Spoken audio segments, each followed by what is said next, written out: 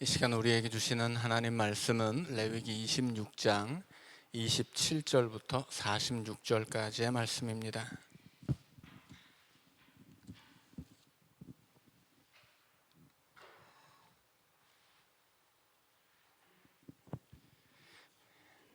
레위기 26장 27절부터 끝절까지 우리 한 절씩 교독하겠습니다.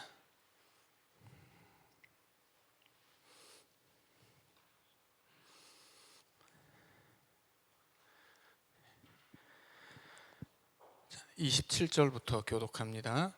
너희가 이같이 될지라도 내게 청종하지 아니하고 내게 대항할진대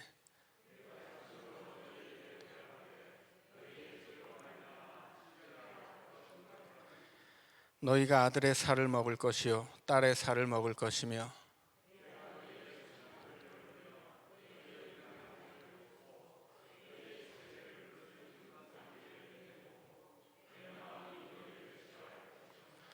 내가 너희의 성읍을 황폐하게 하고 너희의 성소들을 황량하게 할 것이요 너희의 향기로운 냄새를 내가 흠양하지 아니하고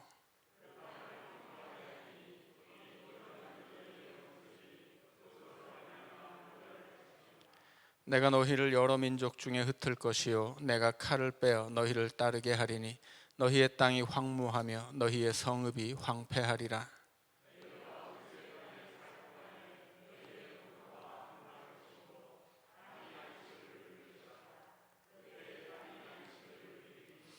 너희가 그 땅에 거주하는 동안 너희가 안식할 때 땅은 쉬지 못하였으나 그 땅이 황무할 동안에는 쉬게 되리라.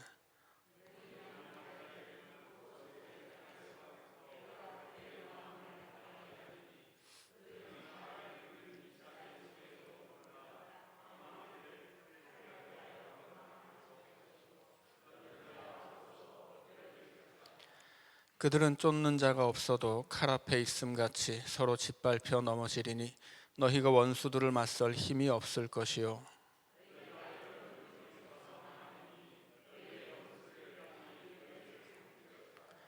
너희 남은 자가 너희의 원수들의 땅에서 자기의 죄로 말미암아 쇠잔하며 그 조상의 죄로 말미암아 그 조상같이 쇠잔하리라.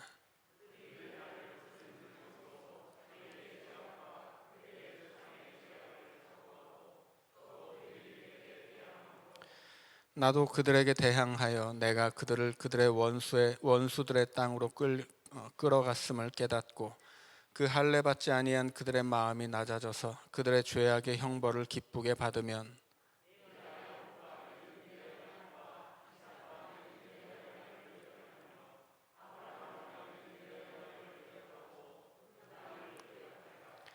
그들이 내 법도를 싫어하며 내 규례를 멸시하였으므로 그 땅을 떠나서 사람이 없을 때 그 땅은 황폐하여 안식을 누릴 것이요 그들은 자기 죄악의 형벌을 기쁘게 받으리라.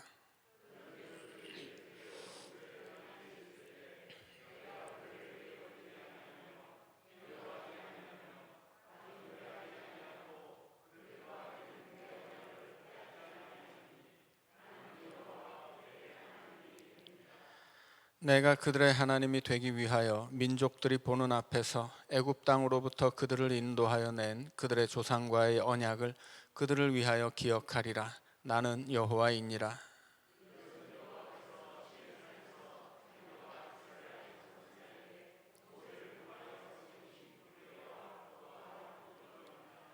아멘. 이 시간에는 이 구역에서 특송해 주시겠습니다.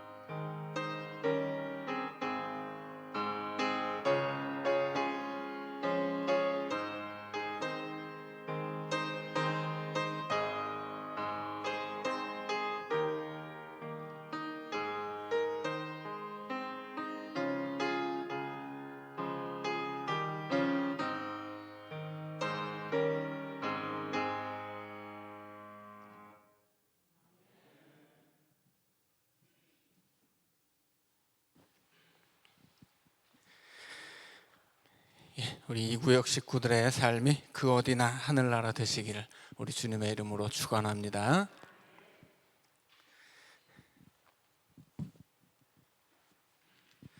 어떤 때는 우리가 뭐 병이 들어서 굉장히 몸이 아플 때는 여기가 지옥인가 뭐 그런 생각이 들 때도 있어요. 그러나 우리가 찬양 부른 것처럼 그 어디나 하늘나라일 줄로 믿습니다. 왜냐하면 항상 주님이 동행하시기 때문이죠. 그런 우리 주님이 동행하시는 은혜를 맛보는 또 이 구역, 또 오늘 성경을 배우는 우리 연동의 가족들 되시기를 주님의 이름으로 축원합니다. 지난 시간에 레위기 26장의 말씀이 그 옛날 이 말씀이 기록되던 시기에 계약서의 형식이라고 말씀을 드렸습니다. 그래서 계약의 내용이 요약돼서 먼저 앞에 나왔고요. 그리고 이 계약을 따라서 우리가 계약을 잘 지켜서 복을 받거나 혹은 계약을 지키지 않으면 저주를 받을 것이라고 하는 이 계약에 대한 서로 간의 다짐의 내용이 이제 축복과 저주로 나와 있습니다. 그리고 마지막에는 회복에 관한 이야기죠. 40절부터는 이것은 말하자면 특약사항이라고 말할 수 있겠습니다. 그래서 정리를 해보면 레위기 26장은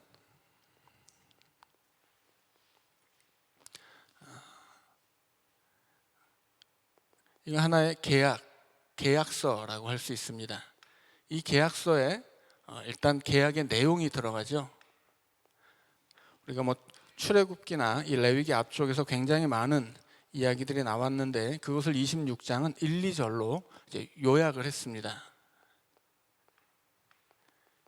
1, 2절에서 이제 핵심적인 내용만 몇 개 끄집어내서 요약을 했고요. 그 다음에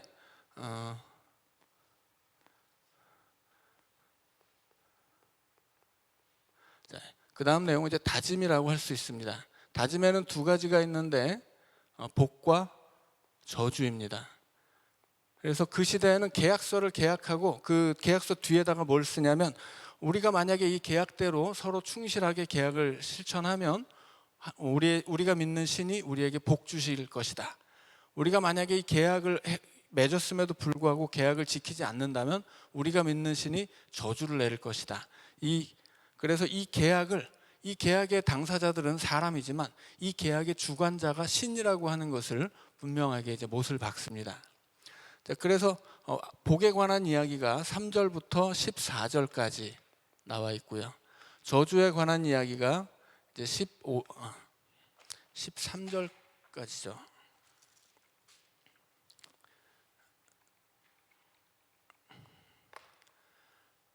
13절까지 나와 있고요. 이제 14절부터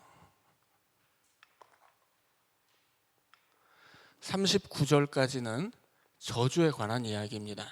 그리고서 그 다음에는 특약사항이라고 할 수 있습니다. 계약을 맺을 때 뭐 일반적인 내용으로 계약을 다 맺지만 특별히 뭐 이 고객님과는 특별한 약속을 하는 게 특약사항이죠. 특약사항이 뭐냐면 이게 이제 앞에 나오는 것은 그 시대의 일반적인 계약의 내용이에요. 그런데 특약이라고 하는 건 뭐예요? 특수한 약속이죠. 이것은 일반적이지 않습니다. 자, 이 특약사항은 회복에 관한 이야기입니다. 이것은 40절부터 45절까지 나와 있습니다. 자, 그리고 이제 마지막에 46절 말씀은 뭐라고 이야기합니까? 이것은 여호와께서 시내 산에서 자기와 이스라엘 자손 사이에 모세를 통하여 세우신 규례와 법도와 율례이다. 이 46절은 이제 레위기의 마지막이라고 봐도 됩니다. 이제 레위기의 마지막 장은 27장이지만 27장은 부록이에요. 원래 이 레위기의 핵심적인 내용은 26장까지고 27장은 이제 부록이라고 보시면 되기 때문에 이 레위기 26장 46절은 이제까지 나온 모든 이야기가 시내산에서 이루어진 하나님과 이스라엘의 계약임을 명시하고 있습니다. 그러면 이제 우리가 레위기를 여태까지 계속 읽어왔는데 46절이 말하고 있는 범위는 어디서부터냐면 출애굽기부터예요. 자, 출애굽기 34장에서 출애굽기에서 19장에 보면 하나님이 애굽에서 탈출한 이제 애굽에서 해방된 이스라엘 백성들을 시내산으로 데려오시죠. 그리고 거기서 언약을 하십니다. 이제 시내산에서 언약이 이루어져요. 그래서 하나님이 시내산 앞에서 너희가 어떤 언약을 할 것인지 언약의 내용을 다 말씀해 주시고 그 다음에 동의를 받습니다. 그리고 언약을 맺어요. 그래서 시내산 아래에서 소를 잡아다가 피를 받고 그 피의 절반은 제단에 뿌리고 나머지 절반은 백성들에게 뿌리죠. 언약이 이루어집니다. 그래서 언약에 관한 이야기가 쭉 이어지는데 32장으로 가면 어떤 이야기가 나오냐면 금송아지 사건 이야기가 나옵니다. 그래서 이 19장 이후로 시내산에서 언약이 이루어졌어요. 그 언약의 실제적인 내용이 그 언약이 이루어지는 실제적인 장면이 출애굽기 24장에 나옵니다. 그런데 32장으로 가면 그 하나님이 이스라엘 백성과 언약을 맺고 이제 계약서를 쓰기 위해서 모세를 시내산으로 꼭대기로 불러 올리죠. 그래서 40일 동안 모세가 하나님을 만나고 그 계약서 개념으로 10계명을 하나님이 돌판에 새겨 주십니다. 이것은 우리 약속 변치 말자는 뜻이죠. 그런데 그 시간에 32장을 보면 그 시내산 아래에서 이스라엘 백성들이 금송아지를 섬기고 있습니다. 그러니까 계약이 발효되기도 전에 깨져버린 거예요. 그래서 이 계약은 이루어지지가 않죠. 본래 이 계약은 파기되는 거예요, 거기서. 그래서 계약서를 들고 이 꼭대기에서 내려오던 모세가 이걸 돌판을 깨버립니다. 계약이 깨졌다는 뜻이에요. 자, 계약은 깨졌는데 관계는 깨지지 않아요. 왜냐하면 하나님이 이스라엘을 버리지 않기 때문이죠. 그래서 이스라엘 백성들은 언약의 백성인 줄 알았더니 은혜의 백성이었어요. 왜냐하면 언약은 깨졌는데 언약이 깨졌기 때문에 언약에 따라서 버림받아야 될 백성들을 하나님이 버리지 않기 때문이죠. 그게 뭐예요? 그게 은혜입니다. 하나님은 다만 그들을 자기 백성으로 삼을 뿐만이 아니라 자녀로 삼으셨던 거예요. 그래서 계약은 깨졌지만 관계가 깨지지 않아요. 하나님이 그들을 버리지 않고 그들을 붙잡아서 어떻게 합니까? 다시 약속을 맺게 합니다. 그게 언약 갱신이에요. 그 언약 갱신의 사건이 34장에 있습니다.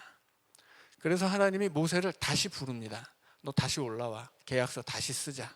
그래서 34장에서 모세가 그 시내산 꼭대기로 다시 올라가고 하나님이 돌판을 다시 써주시는 사건이 있습니다. 그래서 그것을 언약 갱신이라고 할 수 있겠고요. 이스라엘의 역사 안에서 이스라엘 백성들은 하나님 앞에 자기들이 다시 설 때마다 이 언약 갱신의 의식을 치릅니다. 그래서 율법을 다시 가르쳐주고 그 율법에 지켜 살겠다고 또 다시 고백하게 하는 거예요. 그것이 출애굽기 34장에서 있었던 일이고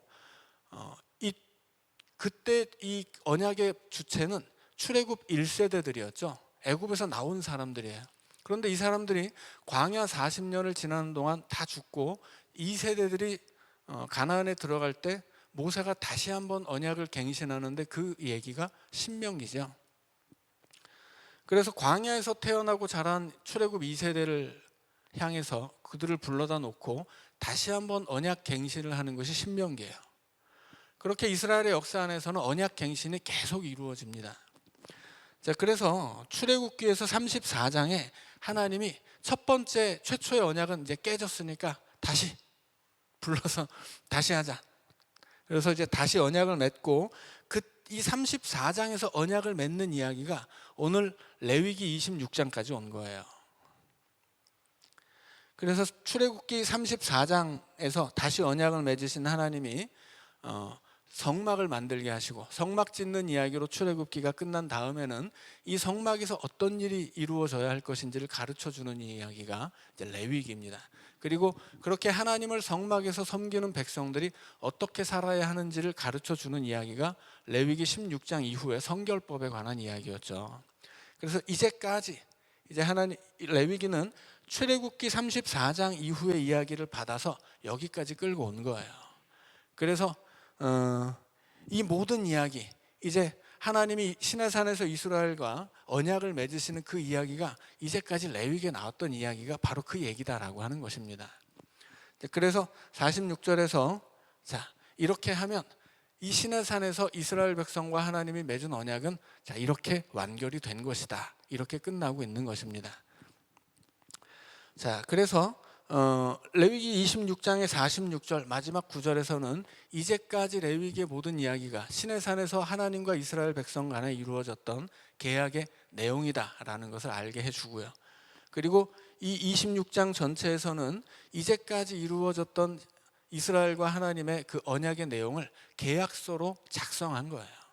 그래서 계약의 내용을 핵심 부분만 추려서 간단하게 설명하고 그 다음에 이 계약에 따른 복과 저주를 선언하고 그리고 특약사항으로서 이 특약사항은 왜 붙냐면 틀림없이 이스라엘 백성들이 첫 번째 계약에 실패했던 것처럼 이후로도 계속 실패할 것이기 때문에 그것 때문에 붙은 거예요.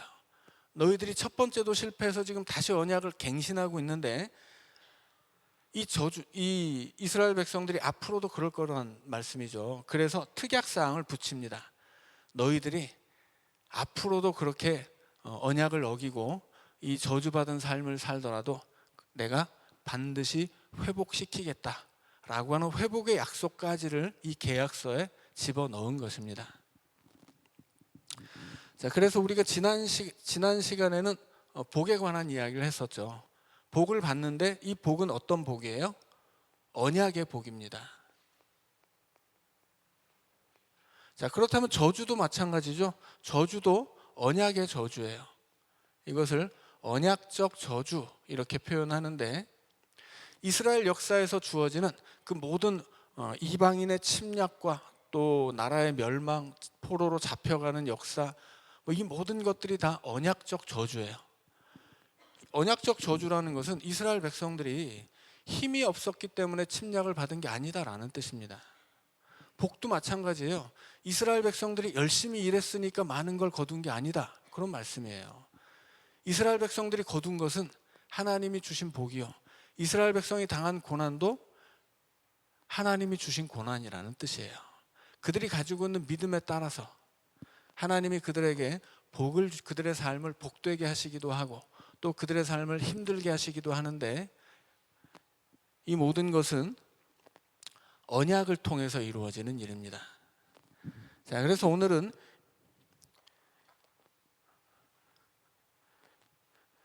언약적 저주에 관한 이야기를 이제 보도록 하겠습니다. 자, 지난 시간에 이제 13절까지 했고요. 자, 14절부터 15절은 이 언약적 저주에 이 앞으로 나오는 이 재앙이 언약적 저주라고 하는 것을 명시하고 있죠. 15절 끝에 말씀에 내 언약을 배반할진대. 자, 이 복과 저주는 우리가 언약을 지키면 신이 복을 주시고 언약을 어기면 저주를 준다라고 하는 내용이라고 말씀드렸죠. 자, 언약을 배반하면 이제 저주를 받는 겁니다. 그래서 이 저주는 5가지가 있습니다. 자, 14절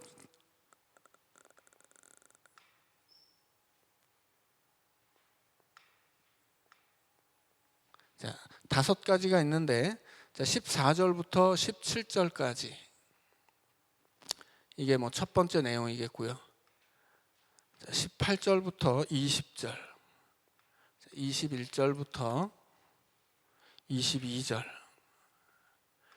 23절부터 26절, 27절부터 39절까지 자, 이렇게 5가지 저주가 있습니다.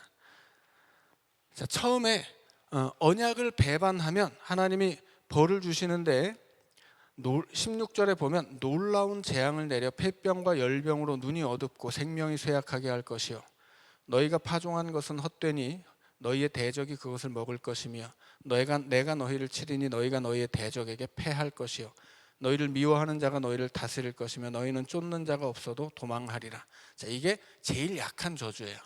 제일 약한 저주를 한마디로 표현하면 16절에 나오는 생명의 쇠약입니다.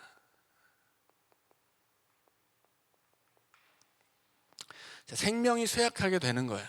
여기서의 생명은 이스라엘 민족의 생명이죠. 이스라엘 민족의 생명이 쇠약해져서 질병이 임하고 파종한 것을 빼앗기고 그리고 대적들이 쫓아와서 도망치고, 그래서 이 민족의 생명력이 약해진다는 것입니다. 자, 그런데 18절로 가면 그렇게 하나님이 재앙을 주세요. 언약을 어기면 재앙을 주시는데 이 재앙을 주었는데도 불구하고 18절에 너희가 그렇게까지 되어도 내게 청종하지 아니하면, 자, 재앙의 목적이 뭡니까? 하나님을 다시 청종하게 하는 거예요. 자, 그래서 우리가 여기서 저주라고 하는 것은 언약적 저주인데 그냥 저주가 아니에요. 그냥 저주는 죽이는 게 목적이죠. 근데 언약적 저주는 죽이는 게 목적이 아닙니다. 돌아오게 하는 게 목적이에요. 자, 그러니까 이 저주라고 하는 것은 재앙으로 임하지만 그 재앙은 뭐예요? 저주가 아니라 실은 은혜예요. 저주라는 껍데기 안에 은혜라는 알맹이가 있습니다. 사사기로 가면 우리가 이걸 잘 확인할 수 있죠. 이스라엘 백성들이 계속 하나님을 배반하니까 하나님은 계속 이방 족속을 일으켜서 이스라엘을 때리는데 그게 은혜예요. 왜냐하면 이 이스라엘 백성들이 하나님의 백성이 아니라면 놔두면 돼요. 놔두면 알아서 멸망할 일입니다. 그러니까는 그냥 놔둬서 알아서 뭐 목 살든 잘 살든 그냥 놔두는 것, 그냥 자기 힘으로 먹고 살든 굶어 죽든 내비두는 것, 이게 저주예요. 이게 진짜 저주이고, 언약적 저주는 놔두지 않는 겁니다. 어떻게든 하나님이 돌아오게 하려고 매를 때리는 거예요. 때로는 질병으로, 때로는 적을 통해서, 어떤 때는 위협을 통해, 어떤 때는 위험을 통해 하나님이 자기 백성을 하나님 앞으로 끌어올려고 하는 겁니다. 그게 언약적인 저주이고, 말은 저주이지만 실상은 은혜예요. 목적은 돌아오게 하는 것입니다. 그런데 돌아오지 않으면 어떻게 해요? 더 때려야죠. 돌아오지 않으니까 더 맞을 수밖에 없어요. 그런데 다시 매를 드실 때는 7배로 때려주겠다, 그렇게 말씀하십니다. 그러면 앞에 나온 것도 쉽지 않은 것인데 7배 강도로 막 7배 무서운 재앙을 맞으면 어떻게 되겠어요?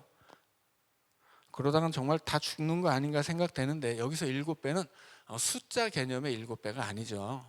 7이라고 하는 이 숫자가 상징하는 게 뭐예요? 완전을 상징하죠. 그러니까는 너희들이 재앙을 주어도 돌이키지 않는다면 아주 이 7배로 상징되는 완전한 재앙, 도저히 돌이킬 수밖에 없는 힘든 재앙을 너희에게 주겠다, 이런 말씀을 하시는 겁니다. 자, 그래서 돌이키지 않으면 더 힘들어지도록 받을 수밖에 없는 징벌은 무엇이냐면, 자, 19절에 너희의 세력으로 말미암은 교만을 꺾고, 자, 이스라엘 백성들이 세력이 크면 교만해지고 하나님을 떠나게 되죠. 그러니까 세력을 깎아야 돼요. 지난 주일에 우리 기드온 이야기도 했었죠. 32,000명이 모였는데 왜 300명만 남겨요? 그 세력으로 교만해지기 때문이에요. 내가 가진 게 많으면 그 가진 것 때문에 교만해지니까 그거 좀 잠깐 내놔봐, 그래서 뺏어가지고 겸손해지게 만든다는 것입니다. 그래서 우리의 삶이 정말 겸손할 수밖에 없는 고난의 때를 만나면 우리는 얼른 하나님 앞에 겸손해져야 돼요. 완악한 마음을 꺾고 얼른 엎드러져서 회개해야 합니다. 자, 그래서 세력으로 많은 교만을 꺾고 너희의 하늘을 철과 같게 하며 너희 땅을 놋과 같게 하리니, 하늘이 철과 같이 된다는 건 무슨 뜻일까요? 이것은 하늘이 철과 같이 된다는 건 무슨 뜻이냐면 열리지 않게 된다는 뜻이에요. 하나님이 이스라엘 백성들을 가나안으로 이끌어 가시면서 이 땅은 애굽하고는 달라. 애굽에서는 발로 물을 대는 땅이었지만 여기는 하늘이 비를 주는 땅이다, 이렇게 말씀하시죠. 하늘이 비를 주려면 하늘의 문이 열리고 거기서 비가 내려야 되는데 하나님이 그 문을 닫아버리고 그 하늘을 철과 같이 만들겠다고 하는 거예요. 그러니까 비가 내리지 않게 하겠다는 뜻입니다. 그러면 땅은 놋과 같이 돼요. 철이든 놋이든 다 쇠죠. 놋과 같은 땅에서는 아무것도 날 수가 없습니다. 자, 그래서 하나님이 이스라엘 백성들로 하여금 이 재앙을 겪도록 하시는데 그 땅에서 아무것도 나지 못하게 하는 거예요. 자, 그래서 두 번째 재앙, 두 번째 언약적 저주는 무엇이냐면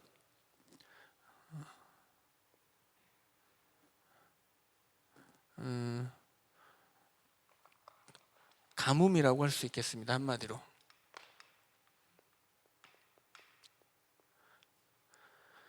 자, 그런데 이 가뭄이 보통 가뭄이 아니죠. 가뭄은 좀 너무 평범한 말 같고 기근이라고 할 수 있겠습니다. 자, 하늘이 문을 닫아버리면 땅은 노처럼 그냥 처참하게 되는 겁니다. 황폐해지는 거죠. 자, 그래서 너희들의 수고가 헛되다. 만약에 너희들이 하나님이 생명을 쇠약하게 했는데 말을 듣지 않으면, 그러면 그 다음에는 이 생명이 죽을 수도 있는 상황이 될 것이다, 이렇게 말씀하는 거예요. 자, 그리고 이제 그럼에도 불구하고 그래도 청종하지 않으면 21절에 보면 다시 한번 7배나 더 재앙을 내리겠다, 그렇게 말씀합니다. 그 재앙의 내용은 22절에 보면 수효를 줄인다, 이렇게 말씀하세요. 이스라엘 민족의 수효는 그 자체로 하나님의 약속이었거든요. 하나님이 아브라함에게 약속하실 때 뭐라고 하십니까? 너의 자손이 하늘의 별이나 혹은 바닷가의 모래처럼 많아서 그것을 셀 수 없을 것이다, 말씀하세요. 어마어마하게 많은 자손을 주어서 너의 자손이 민족을 이루게 할 것이다 말씀하셨는데, 수효가 준다는 건 무슨 뜻이에요? 자손의 약속이 파기된다는 뜻입니다. 그런데 완전히 파기되는 게 아니죠. 자손의 약속이 무너지는 것처럼 느껴질 정도로 그렇게 수효가 줄어드는 거예요. 그래서 1번부터 3번은 하나님이 아브라함에게 주신 약속으로 보자면 자손의 약속에 관한 것입니다. 하나님이 아브라함에게 자손의 약속을 주시고 그 자손으로 하여금 민족을 이루게 하시고 내가 그 민족의 하나님이 되겠다 약속하신 것이 창세기 17장이거든요. 자, 그런데 이스라엘 백성들이, 이스라엘이라고는 민족, 아브라함의 자손들이 생명이 쇠약해지고 기근이 들어서 생존이 위태로워지고 그리고 수효가 줄어서 이제 아브라함에게 주셨던 그 약속이 무로 돌아가는 것처럼 될 것이다 하는 이야기입니다. 자, 그래서 먼저 1번부터 3번까지는 아브라함에게 주셨던 자손의 약속이 파기된다는 뜻이에요. 자, 그럼 3, 4번은 무엇이겠습니까?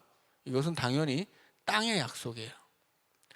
아브라함에게 두 가지 약속을 주시죠. 자손과 땅이에요. 땅의 약속을 주시는데 아브라함이 하란을 떠나서 하나님의 부르심에 따라 왔던 그 가나안 땅을 너에게 주고 그리고 너의 자손들에게 주겠다 말씀하셨죠. 자, 그래서 땅의 약속을 주셨는데 이 가나안 땅이라고 하는 것은 자손의 약속만큼이나 중요한 겁니다. 그래서 하나님이 이스라엘 민족만 약속한 것이 아니고 가나안이라는 땅을 약속하셨어요. 그래서 이 땅은 어떤 면에서 보자면 이스라엘 민족보다 더 중요합니다. 왜냐하면 이스라엘 민족이 이 땅을 차지했다가 죄를 지으면 어떻게 됩니까? 쫓겨나요. 이 땅은 거룩해야 되기 때문입니다.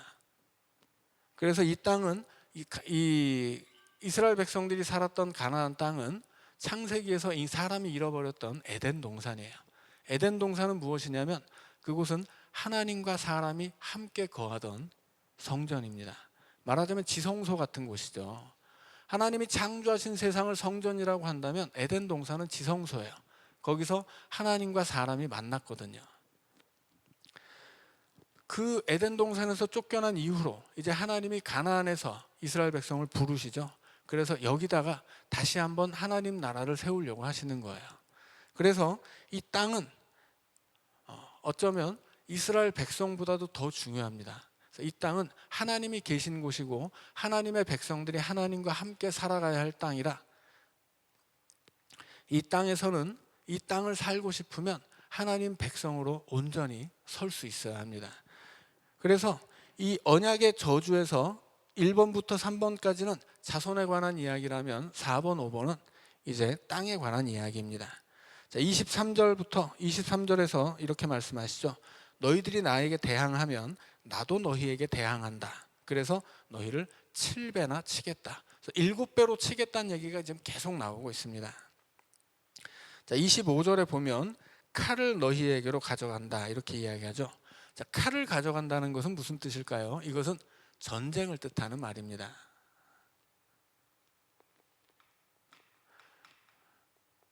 네 번째 언약적 저주는 전쟁이에요.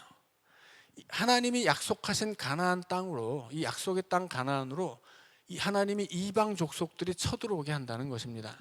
실은 이 이스라엘 백성들이 가나안 땅에 살 때 굉장히 크고 작은 전쟁을 많이 치르죠. 그런데 이스라엘의 죄악이 깊어질 때 우리가 소예언서를 읽을 때 배웠죠.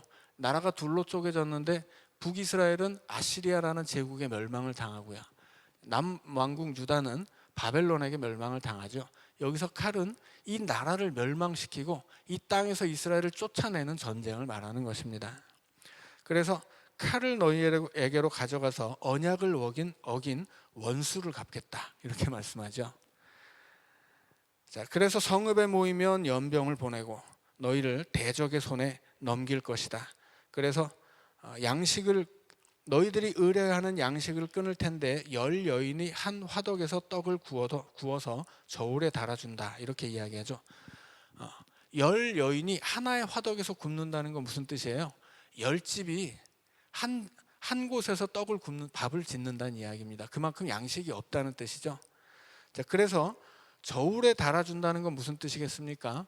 배급을 한다는 거예요. 먹을 것이 너무 없으니까 배급제로 돌아가는 상황을 말하는 거죠. 그래서 전쟁이 일어나서 이 성 안에 적들이 성을 둘러싸고 갇히게 되면 식량이 없어서 이제 이 배급제로 돌아가게 되죠. 이스라엘 역사에서 몇 번 그런 일들이 있거든요. 그래서 이 칼을 너희에게로 가져다가라는 말씀은 전쟁을 일으켜서 아주 너희들 거의 죽을 지경이 된다 그런 이야기입니다.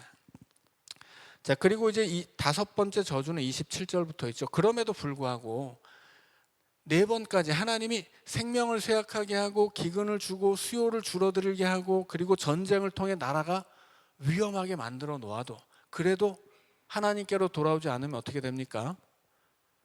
이 적들이 쳐들어와서 위험하게 된 상황에서 멸망하게 된다는 뜻입니다.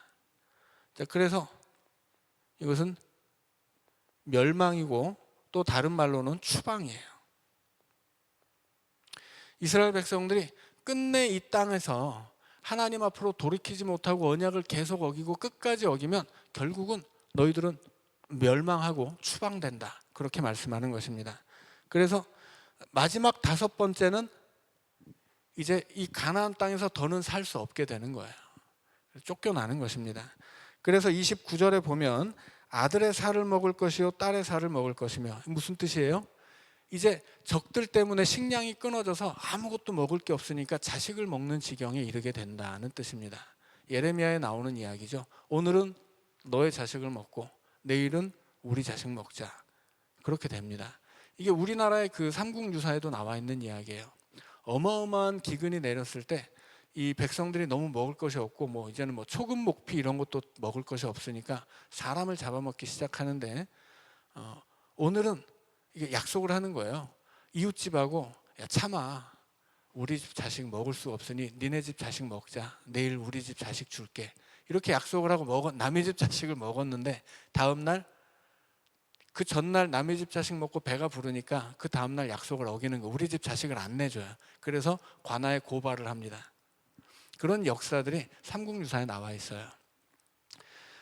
이 기근이라고 하는 건 그렇게 무서운 거예요. 결국 자기 자식도 잡아먹게 되는 기근을 만나게 된다고 하는 거죠.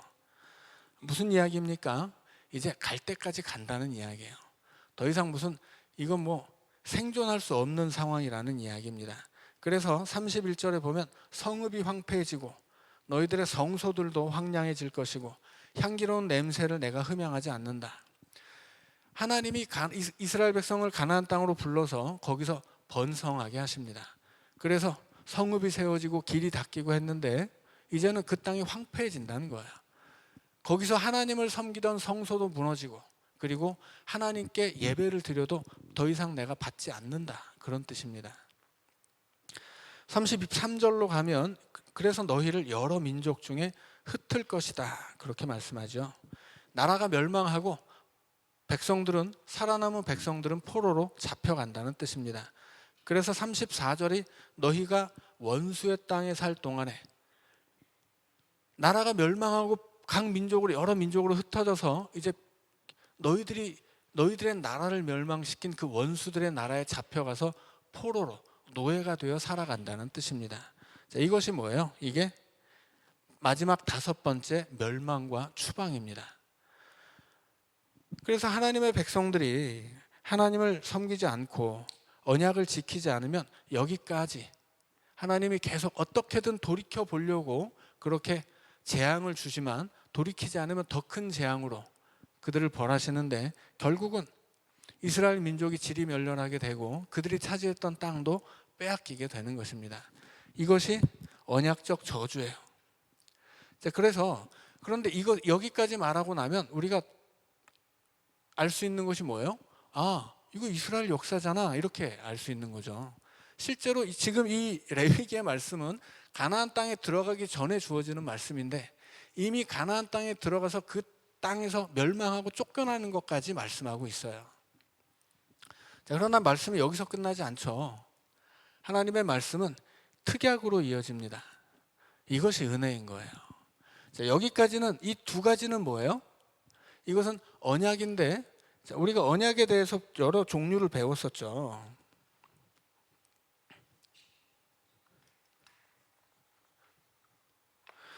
자, 최초의 언약은 아담 언약이었습니다. 아담 언약은 행위 언약이죠. 행위에 따라서 하나님 말씀 지키면 복을 받을 것이고 어기면 저주를 받는다. 그래서 선악과와 생명나무를 에덴 동산 중앙에 두었는데 이거 먹지 말아라. 먹으면 반드시 죽는다. 그게 아담 언약이었습니다. 자, 두 번째 언약은 뭐예요? 그렇게 사람이 죄짓고 세상에 죄가 가득하게 되니까 하나님이 홍수로 세상을 쓸어버리고 태초 이전으로, 창조 이전의 태초의 상태로 돌려버렸습니다. 그게 역창조였죠. 역창조는 홍수 심판은 역창조예요. 그 홍수 심판이 끝난 다음에 노아에게 언약을 주시죠. 노아 언약은 창조 질서 보존의 언약입니다. 다시는 물로 휩쓸지 세상을 쓸어버리지 않겠다. 그러니까 다시 세상을 창조 이전으로 돌리지 않겠다라고 하는 창조 질서 보존의 약속이에요. 세 번째는 이제 아브라함 언약이죠. 아브라함 언약은 하나님이 불러서 이제 자손과 땅을 약속합니다. 네 번째는 모세 언약이에요. 시내산 언약이죠. 자, 그 다음에 다섯 번째는 다윗 언약입니다.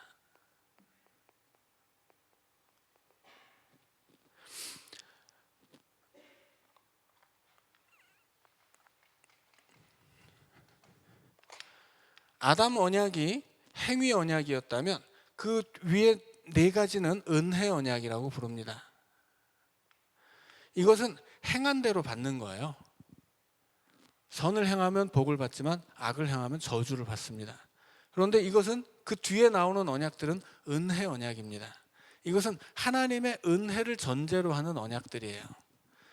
그리고 이 아브라함 때 하나님이 뭐라고 약속을 하시냐면 땅과 자손의 약속을 하시고 내가 너희들의 자손에게 영원히 그들의 하나님이 되겠다 말씀하십니다. 그리고 시내산으로 오면 이제 그 아브라함에게 약속한 것을 이루기 위해서 그 이스라엘 민족을 자기 백성으로 삼는 약속을 하시죠. 그리고 다윗 언약으로 가면 하나님이 다윗에게 너의 왕권이, 하나님이 주신 이스라엘을 다스리는 왕권이죠. 그 왕권이 영원할 것이다 약속하시면서 너의 자손은 사울처럼 버려지지 않는다 그렇게 이야기해요. 사울은 죄를 지어서 버려졌지만 너의 자손들은 죄를 지어도 버리지 않는다. 대신에 내가 징계할 것이다. 그 징계가 뭡니까? 언약적 저주이죠. 자, 그래서 하나님의 언약은 이렇게 1번부터 5번까지 하나씩 쌓여갑니다. 이건 변화되어 가는 게 아니에요. 쌓여가는 거예요. 다윗 언약에 이를 때까지 이 다윗 최종적으로 구약에서는 다윗 언약이 최종적인 형태인데 이 모든 것이 다윗 언약을 향해 쌓여가는 거예요. 그래서 하나님의 언약은 언약 안에 행위 언약의 조항도 있고 행위를 넘어서는 은혜 언약의 조항들이 있습니다. 그래서 지금 하나님이 레위기를 통해서 말씀하시는 언약적인 복과 언약적인 저주가 뭐예요? 이것들이 다 행위 언약에 근거한 것입니다. 보응이죠, 보응. 인과응보라고도 하고, 이것은 공의라고 말씀드렸습니다. 이게 공의예요. 죄를 지으면 벌을 받아야죠. 선을 행하면 상을 받아야죠. 그것이 공의이고 심은 대로 거두는 인과응보이고 심은 것에 따라 합당한 대가를 받는 보응 사상이 들어가 있습니다. 그런데 결국 사람은 죄를 짓거든요. 행위 언약, 이 인과응보의 공의만 있다면 사람은 심판을 받고 멸망할 수밖에 없습니다. 그래서 하나님이 추가해서 특약으로 넣는 사항이 뭐예요? 그것이 특약이에요, 특약. 공의로 심판을 하면 살아날 사람이 없으니까 특약 사항을 넣어서 하나님이 회복시켜 주겠다 약속을 하는 것입니다. 그래서 이 계약 안에 특약이 들어가고 특약은 회복이에요. 그래서 이 특약 사항인 회복이 바로 은혜인 거죠. 하나님의 언약 안에는 인과응보에 따라 하나님을 잘 섬기면 받는 복도 있고 하나님을 섬기지 않기 때문에 받는 화도 재앙도 있지만 그러나 그것을 뛰어넘는 하나님의 은혜가 있는 거예요. 이것은 무슨 약속입니까? 이것은 회복의 약속이에요. 자, 그래서 40절부터는 이제 회복의 약속이 나옵니다. 자, 40절에 이 회복에 대한 조건이 있어요. 첫 번째는 죄악을 자복하는 것입니다. 그리고 그들이 당하고 있는 이 재앙의 원인을 깨닫는 거예요. 그들이 내게 대항함으로 나도 그들에게 대항하여 내가 그들을 그들의 원수들의 땅으로 끌어갔음을 깨닫고 그들의 마음이 낮아져서 그들의 죄악의 형벌을 기쁘게 받으면, 자, 첫 번째는 죄악을 자복하는 것이고 두 번째는 이 재앙의 원인을 깨닫는 것이고 세 번째는 마음이 낮아지는 거예요. 겸손해지는 거죠. 하나님 앞에 교만해서 지금 벌을 받고 있는데 겸손해지는 것입니다. 자, 그런데 이 모든 일들, 하나님이 하나님의 회복을 이끌어내는 자복과 그 다음에 깨달음 그리고 회개, 이런 것들이 이스라엘에게 자발적으로 생기지 않습니다. 이것은 어떤 결과예요? 하나님이 주시는 언약적 저주의 결과로 생겨나는 거예요. 그러니까는 이스라엘 백성들이 끝내 바벨론으로 잡혀가서 거기서 회개하고 하나님을 회복한 다음에 돌아오게 되죠. 이것이 바로 하나님의 은혜입니다. 자, 그래서 가나안이라고 하는 곳,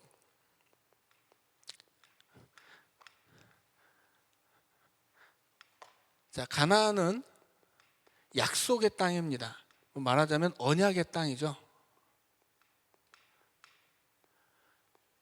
언약에 따라 주어지는 땅이고 언약을 지키지 않으면 빼앗기는 땅이에요. 그런데 하나님이 이스라엘 백성들에게 이 언약의 땅을 주세요. 전에도 말씀드렸지만 이 언약의 땅을 받고 거기 들어가는 것은 은혜가 아니라고 말씀드렸죠. 언약의 땅은 자격이 있어야 들어가는 거예요. 자격이 있어야 돼요. 자격이 있으면 들어갑니다. 천국과 똑같아요. 천국도 자격이 있으면 들어가고 자격이 없으면 못 들어가요. 천국의 자격은 뭐예요? 예수 믿는 거죠. 예수를 믿어야 천국 가는 거야. 예수 믿는 사람은 천국 갑니다. 그게 자격이에요. 그런데 그래서 천국에 가는 건 은혜가 아니에요. 당연한 거예요. 자격이 있는 사람은 들어가는 것이고 없으면 못 들어갑니다. 그러면 은혜는 뭐예요? 자격을 가질 수 없는 사람에게 자격을 갖추게 하시는 거예요. 그래서 은혜는 뭐냐면 우리가 예수 믿을 수 있도록 예수님을 보내주시는 거죠. 예수님이 이 땅에 오시는 게 은혜예요. 내가 그분을 믿기도 전에 그분이 나를 위해 십자가에 죽으시는 게 은혜예요. 나는 도저히 그분을 믿을 수 없는데 성령이 내게 오셔서 내 마음을 사로잡아서 감화시키고 나로 하여금 예수를 믿게 하는 게 은혜예요. 그러면 내가 예수를 믿게 되면 그 은혜로 말미암아 예수를 믿게 되면 천국에 갈 자격이 생겼기 때문에 천국은 자동으로 가는 겁니다. 천국은 결과일 뿐이에요. 은혜는 뭐예요? 예수 믿게 하는 것입니다. 가나안도 마찬가지죠. 가나안 약속의 땅이에요. 여기 들어가는 거 은혜가 아닙니다. 자격을 갖추면 들어가는 것이기 때문이죠. 은혜는 뭐냐면 자격을 갖추게 하는 거예요. 어디서 자격을 갖춥니까? 이스라엘 백성들 광야에서 자격을 갖춰요. 애굽을 나온 이스라엘 백성들 광야에 40년 동안 자격을 갖춰요. 그들이 광야에서 겪었던 고난, 그들이 겪었던 여러 가지 어려운 일들, 그것이 은혜예요. 그 광야를 통해 하나님은 그들을 다듬어 오신 거거든요. 그러니까 하나님의 은혜는 그들이 성공적으로 가나안 땅을 접수하는 게 아니에요. 말하자면 이것은 인간적인 눈으로 보면 굉장한 성공이거든요. 근데 하나님의 은혜는 성공에 있는 게 아니에요. 하나님의 은혜는 그들이 고난받는 시간 동안, 고난받는 곳에, 고난받는 시간에 있었다고 하는 거죠. 바벨론으로 잡혀갔을 때도 마찬가지죠. 그들이 어떻게 가나안으로 돌아올 수 있습니까? 바벨론으로 가서 그 70년의 포로 세월 동안 고난과 수치를 겪으면서 그들이 회복된 거예요. 회개하고. 그래서 그 70년 바벨론으로 굳이 데려가서 70년 동안 그들을 회복시킨 것, 그것이 바로 하나님의 은혜입니다. 지금 하나님의 약속은 그렇게 너희를 회복시켜 주겠다 하는 거예요. 너희들이 언약에 따라 재앙을 받을 뿐만이 아니라 그 재앙을 통해 자기를 자복하게 하고 하나님의 은혜를 깨닫게 하고 그리고 그 앞에 회개함으로써 다시 언약의 백성으로 돌아오고 다시 언약의 땅으로 돌아오게 하겠다. 그게 하나님의 은혜이고 그게 이 계약의 특약사항입니다. 절대로 너희는 죄 때문에 버려지지 않는다 하는 거예요. 대신에 좀 맞을 수는 있다. 그러니 빨리 돌아오라. 그런 말씀입니다. 그래서 하나님이 약속을 하시죠. 너희들이 자복하고 깨닫고 회개하면, 마음이 낮아져 회개하면 너희들 다시 돌아오게 될 텐데 그것이 그들의 자발적으로 생겨나는 믿음이 아니라 하나님이 그렇게 그들을 이끌어 주시는 겁니다. 그러면 하나님은 아브라함과 맺은 언약을 기억하고 또 땅을 기억하세요. 그래서 44절에 뭐라고 말씀하십니까? 언약을 폐하지 아니하리니.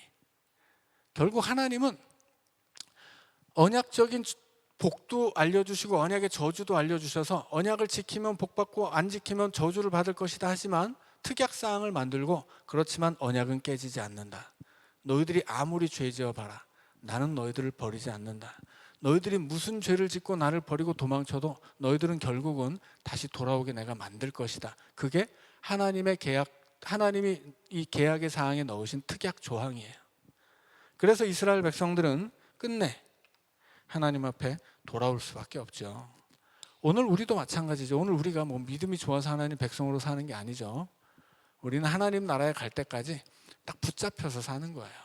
하나님 나라로 갈 수밖에 없도록 이 모든 언약 이후에 이 모든 언약의 성취가 예수 그리스도에게서 새 언약으로 이루어지죠. 우리는 예수 그리스도의 피로 새 언약을 맺었거든요. 그 언약도 파괴되지 않습니다. 그래서 우리가 하나님 나라에 갈 때까지 마치 이스라엘 백성을 어떻게든 가나안으로 다시 돌아오게 하는 것처럼 하나님은 어떻게든 우리를 붙잡아서 새 언약의 결과에 따라서 예수 그리스도 안에서 천국을 우리에게 주신다 하는 것입니다. 그래서 이 하나님의 언약에 대해서 이제 살펴봤어요. 하나님의 언약에 따라서 복도 있고 저주도 있는데 결국은 이 모든 것을 넘어서는 우리가 할 수 있는 내가 이 언약을 잘 지켜서 복을 받는다던가 이 언약을 지킴으로 재앙을 받는다던가 이런 것을 뛰어넘는 하나님의 특약사항이 우리의 이 계약서 안에 있다라고 하는 거죠. 그래서 우리가 세상 가운데서 좀 믿음이 약해지거나 혹은 잠시 시험에 들어서 하나님을 떠날지라도 하나님이 결국 우리를 붙잡아서 이 약속을 성취해 가신다 하는 것입니다. 그래서 출애굽기 이후로 레위기까지 와서 이제 이 모든 하나님이 어떻게 이스라엘 백성들과 계약을 맺었는가, 언약을 맺었는가 잘 살펴봤는데 핵심은 뭐예요? 결국은 은혜예요. 언약의 당사자, 한 축이었던 이스라엘 백성들이 어떻게 하느냐 이것과 도무지 상관없이 하나님은 니들이 어떻게 하건 간에 나는 언약을 이루어내겠다라고 말씀을 하시고 이 언약을 끝맺었다라고 하는 것입니다. 그래서 오늘 이것이 바로 하나님의 은혜예요. 그러니까는 구약의 하나님은 뭐 무서운 하나님, 구약의 하나님 아주 인정사정 없는 하나님, 그렇게 생각하시면 안 되는 거죠. 구약의 하나님이든 신약의 하나님이든 사랑의 하나님이고, 우리가 하나님의 백성들에게 하나님은 은혜를 베풀어 주신다 하는 것을 기억하시면 되겠습니다. 자, 기도하고 마치겠습니다. 사랑의 하나님, 우리의 믿음이 약해지거나 또는 우리가 믿음을 잃어버릴 때라도 하나님은 우리를 붙잡아 하나님의 뜻을 이루어 가심을 믿게 하여 주옵소서. 하나님이 우리의 인생에 그렇게 동행하시고 우리 삶을 주관하시며 내 뜻을 넘어서는 하나님의 뜻을 우리의 삶에 이루고 계심을 믿게 하여 주옵소서. 예수님 이름으로 기도하옵나이다. 아멘.